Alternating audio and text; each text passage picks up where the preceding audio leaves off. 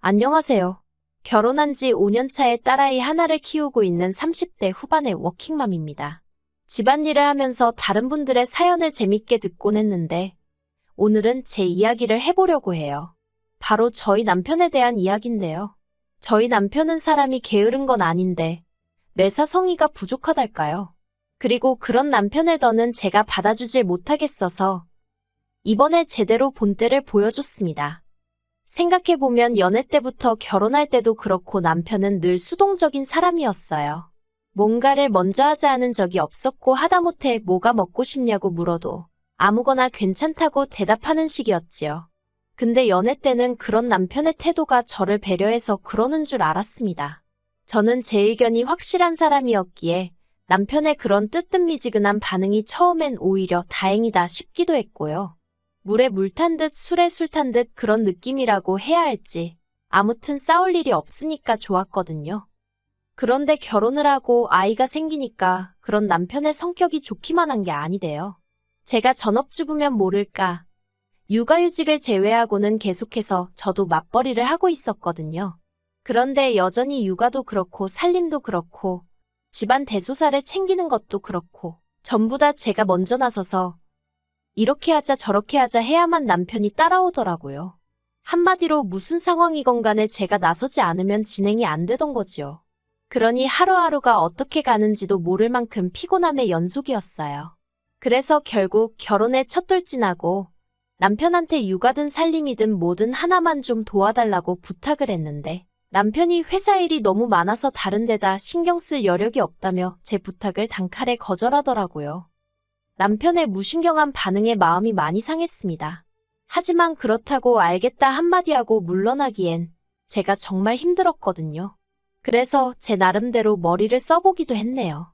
한 번은 아이와 남편만 남겨두고 제가 외출을 해봤어요.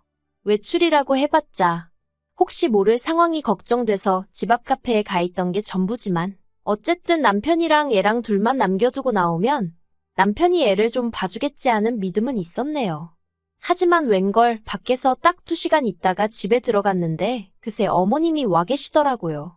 남편이 애 좀 봐달라며 어머님을 불렀답니다. 저희 남편은요, 안방에서 자고 있었어요. 그 꼴을 보고 나니까 저도 모르게 눈물이 나대요. 오죽하면 제가 어머님을 붙들고 저 사람 때문에 너무 힘들다고 어머님이 따끔하게 한마디 좀 해주시면 안 되냐고 하소연을 했다니까요.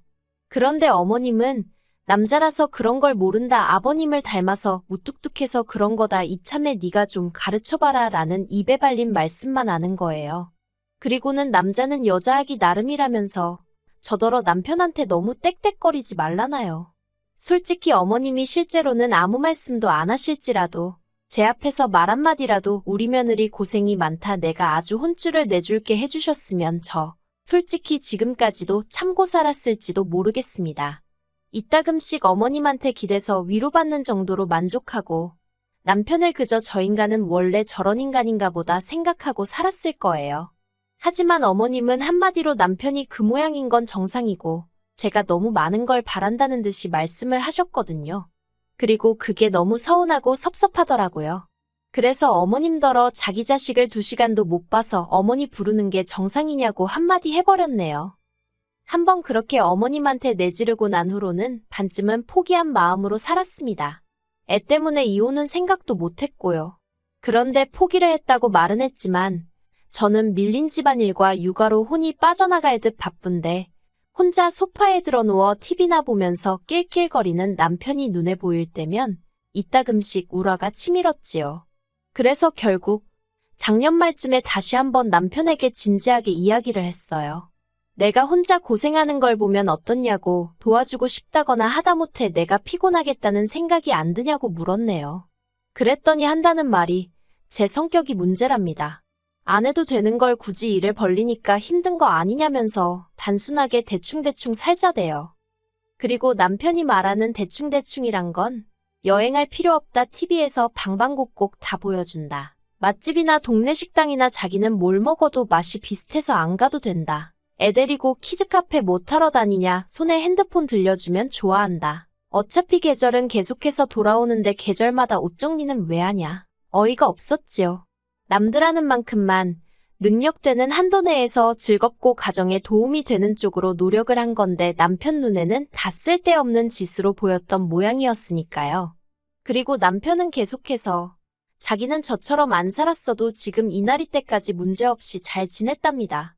그리고는 앞으로 서로 사는 방식에 간섭하지 말자는 거예요. 각자 생활 방식이 다른 거니까 인정하고 존중해주자고요. 솔직히 이야기를 듣는 내내 오만정이 다 떨어지는 기분이었어요. 그래도 혹시나 하는 마음으로 남편에게 물었습니다. 아무리 성격이고 생활 방식이어도 나와 애를 위해서 조금이라도 달라져 줄 수는 없는지, 노력해 줄 수는 없는 거냐고요. 하지만 남편은 자기 스스로 필요하다고 느껴지지가 않는데 어떻게 달라지겠냐면서 자기한테 희생을 강요하지 말라대요. 그리고 그때 이런 인간을 어떻게든 끌고 가보려고 한 제 스스로가 한심하게 느껴지더군요. 그래서 그때부터는 저도 입을 닫아버렸습니다. 그리고 이후로 아이에 관한 일이고 상황이 정말 어쩔 수가 없을 때만 남편을 좀 터치하고 나머지는 저도 손을 놨어요. 지난 어머님 생신 같은 경우도 원래대로라면 제가 먼저 나서서 어디 근사한 레스토랑에 예약이라도 해서 자리를 만들었을 거고 케이크에 선물도 준비했을 테지요. 하지만 아무것도 안 했습니다. 물론 남편이 뭐를 하자고 말을 한다면 그렇게 따라줄 의향은 있었어요. 그런데 어머님 생신 당일날 아침에도 남편은 뭐를 어떻게 하자는 말이 없더라고요. 설마 어머님 생신을 기억 못하나 싶었지만 괜히 또 물어봤다가 기분 나쁜 소리라도 들으면 제 손해잖아요. 그래서 에라 모르겠다 알아서 하겠지 하는 생각으로 나서지 않고 그냥 기다리고 있었어요. 그랬더니 오후나 되어서야 신우한테 전화가 왔습니다. 어머님 생신인데 어째서 다들 아무 말이 없냐면서 그리고는 일단은 밥이라도 같이 먹게 시댁으로 오라고 하더라고요. 그렇게 시댁으로 향하니 남편은 안 보였어요. 신우가 저더러 케이크는 안 사왔냐 하길래 네 하고 말았지요. 그런데 신우가 제가 평소 같지 않은 걸 느꼈는지 저더러 자기 동생 그러니까 남편하고 싸웠냐입니다. 싸운 건 아니었으니 아니라고 했어요. 그리고 얼마 지나지 않아 신우로부터 연락을 받았는지 남편이 왔더라고요. 남편이 제 눈치를 쓱 보더니 신우가 물었던 것처럼 아무것도 준비 안 했냐고 묻대요. 그래서 제가 준비는 뭘 준비하냐고 그러는 당신은 했냐고 물었어요. 그러자 남편이 약간 당황한 눈치로 지갑에서 주섬주섬 5만 원짜리 몇 장 꺼내서 어머님한테 드리더라고요. 그리고 얼마 후 제 생일이었는데 역시나 남편은 아무 얘기가 없었습니다. 보나마나 기억을 못한 거란 생각이 들었지요. 하지만 구차하게 오늘 나 생일이야 축하해줘 그런 소리를 하고 싶은 생각도 없었고 선물 같은 거 받고 싶은 마음은 더더욱 없었거든요. 그래서 애만 데리고 친정부모님하고 같이 부산으로 1박 2일 여행을 갔어요. 참고로 친정부모님은 제가 남편과 사이가 안 좋은 걸 어느 정도 알고 계셨습니다. 하도 말할 곳이 없어서 친정어머니한테 서러운 마음을 몇 번 쏟아냈었거든요. 친정부모님은 그저 사위 성격이 무던하고 과묵한 줄로만 아셨다며 이래저래 많이 속상해하셨어요. 아무튼 그렇게 떠난 여행에서 정말 모처럼 즐겁게 시간을 보내고 있는데 남편한테서 전화가 오대요. 남편이 저더러 애 데리고 어디 갔냐길래 친정부모님하고 부산이라고 했습니다. 내 생일 축하하러 왔다고요. 그러니까 이번에도 그제서야 잠깐 당황한 듯 하더니 알겠다고 재밌게 놀고 오라대요. 이후로도 주말만 되면 저는 애를 데리고 산으로 들로 열심히 놀러 다녔어요. 남편하고는 상의는 고사하고 어디 간다 소리도 안 했습니다. 그러다 남편이 12시고 1시고 있는 대로 늦잠 자고 일어나면 집은 텅 비어 있는 거지요. 그러면 그제서야 전화를 해왔는데 솔직히 일부러 안 받은 적이 많아요. 애 보느라 바쁘고 정신없는 것도 사실이었지만 그냥 남편 목소리도 듣기가 싫었거든요. 그리고 놀러가서 애하고 찍은 사진도 남편한테 하나도 안 보여줬어요. 예전 같으면 동영상도 보내주고 이건 뭐 하다 찍었고 저건 이거 하다 찍었고 설명도 해줬을 텐데 그런 것도 일절 안 했습니다. 전에 몇 번씩이나 비슷한 사진을 뭐하러 그렇게 찍냐면서 귀찮은 티를 팍팍 낸 적이 있었거든요. 솔직히 부모 입장에서 애가 하루가 다르게 크는데 비슷한 사진이 어디 있나요? 그런데 아빠라는 사람이 말을 그렇게 하니 제가 얼마나 마음이 상했겠어요. 그래서 더는 안 보여줬던 것도 있어요. 남편 말대로면 뭐 1년에 한두 장 정도 보면 충분하겠다 싶었지요. 그러다 지난달 초 남편 생일이었어요. 남편이 제 생일을 챙겨주긴커녕 기억도 못했는데 저라고 뭘 챙겨주고 싶었겠어요? 저도 미역국도 안 끓였고 그냥 계란국에 햄 굽고 김치 꺼내서 밥 줬습니다. 그랬더니 남편이 웬일로 저녁은 나가서 먹자고 하더라고요. 그래서 그러던지 하고 심드렁하게 대꾸했어요. 그런데 남편이 저더러 별로 안 좋아하네 그러는 거예요. 어이가 없어서 자기가 외식하자고 하면 제가 산책 가는 강아지 마냥 신나서 꼬리라도 흔들 줄 알았나 봐요. 게다가 혹시나가 역시나라더니 저녁 시간이 다 되었는데도 남편은 외식에 대해서 가타부타 말이 없었어요. 그래서 제가 밥 어떡할 거냐고 하니까 저더러 어디 갈지 생각해보라나요. 그 소리를 듣는데 얼마나 짜증이 나던지 나는 아무 생각도 없다고 안 가도 그만이라고 했습니다. 그래서 결국 라면 끓여 먹었네요. 그리고 결국 남편 생일로부터 며칠 지나서 남편과 제가 제대로 한판하게 되었어요. 그날은 날씨도 너무 좋았고 여기저기서 벚꽃 축제도 열렸거든요. 친정 부모님이 우리도 갔다 올까 하시길래 좋다고 했습니다. 그렇지 않아도 애랑 둘이 꽃놀이 갈 생각을 하면 가긴 가야겠는데 싶으면서도 엄두가 안 나던 차였거든요. 그렇게 즐거운 하루를 보내고 집에 들어오니 저녁 8시였어요. 현관에 들어서는데 남편이 불 꺼진 거실에서 혼자 소파에 앉아 제가 들어오는 현관만 노려보고 있더라고요. 제가 너무 놀라서 미쳤냐고, 왜 거기 그러고 있냐고 한마디 했네요. 그랬더니 저더러 한다는 소리가 애 데리고 주말마다 놀러나 다니고 제 팔자가 참 부럽답니다. 그 말을 듣는데 순간 속에서 화가 치솟아 오르더라고요. 애랑 다니는 게 솔직히 매일같이 즐겁고 신나서 다니는 건 아니잖아요. 하지만 엄마니까 애한테 하나라도 더 보여주고 알려주고 싶은 마음으로 힘들어도 참아가면서 움직이는 건데 차라리 같이 못 가서 미안하다. 애한테 신경 써줘서 고맙다고나 하지. 하지만 남편이 하는 막말은 그게 다가 아니었습니다. 저더러 자기가 돈만 벌어다주는 ATM으로 보이냐, 자기가 호구냐 그러더니 기분이 너무 더럽다나요. 어이가 없었지만 그런 남편에게 저는 눈 하나 깜짝 안 하고 돈은 당신만 버냐고, 나도 당신만큼 번다고 그깟 생활비 몇 푼 주는 걸로 유세 떨지 말라고 했어요. 그랬더니 자기도 가정이 어떻게 돌아가는지는 알아야 할 거 아니냐 어쩌냐 하길래 하고 싶은 말이 뭐냐고, 예전처럼 하나부터 10까지 내가 다 계획 세우고 당신은 무슨 귀빈 모셔가듯이 자리만 빛내주세요. 그렇게 해달라는 거냐고, 그런 거면 꿈 깨라 했지요. 그리고는 전에 서로 간섭하지 말고 살자는 건 당신 아니었냐, 그런데 왜 이제 와서 말을 바꾸냐 했습니다. 그랬더니 남편이 황당해서 정말이지 제 앞에서 울더라니까요. 남편이랑 사는 동안 몇 번이고 울고 싶었던 건 저였는데 자기는 겨우 몇 달, 그것도 제가 자기를 힘들게 한 것도 아니고 자기가 바라는 대로 그냥 내버려둬 줬더니 정말 웃기지도 않더라고요.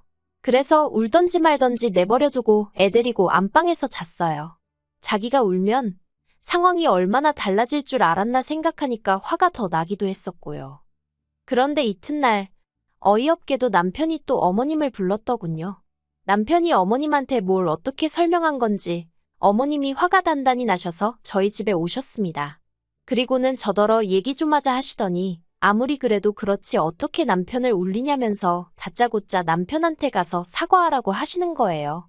저도 이번엔 그냥 넘어갈 수가 없어서 사과 못한다고 했어요. 지금도 남편이 스스로 노력을 해서 상황을 바꾸려고 해야 하는데 어머님 부른 것 좀 보라고, 이게 정상이냐고요. 그리고도 저는 도무지 끓어오르는 화를 참을 수가 없었고 그래서 남편이 있던 작은 방으로 향했습니다. 제가 방문을 여니 남편이 기다렸다는 듯 할 말 있으면 해봐 하는데 그 눈빛이 아주 의기양양하대요. 아마 어머님까지 오셨으니 제가 숙이고 들어올 거라 확신하고 있던 게지요. 하지만 저는 그런 남편의 면전에다 대고 이혼 이야기를 꺼냈습니다.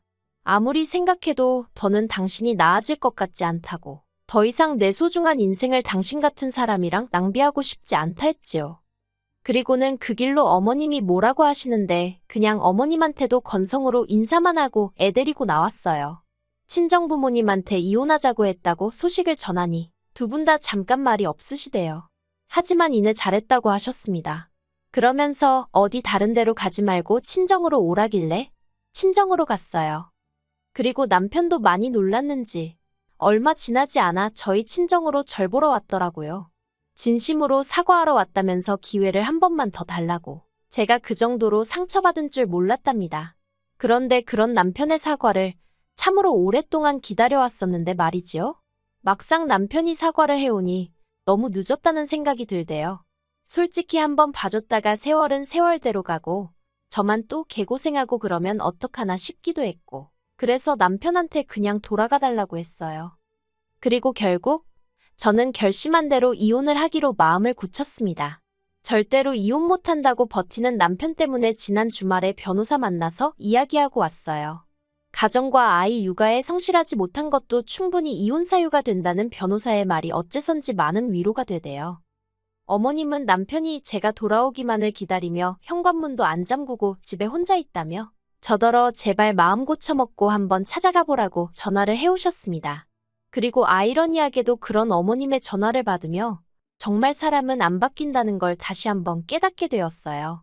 이혼의 앞에서도 자기가 어떻게 방법을 생각해낼 성의가 없다니 역시 이혼하길 잘한 것 같아요. 그리고 저는 이제 좋은 데도 많이 다니고 맛있는 것도 많이 먹고 아이와 함께 많은 경험으로 잊지 못할 추억을 만들어가며 살 생각입니다.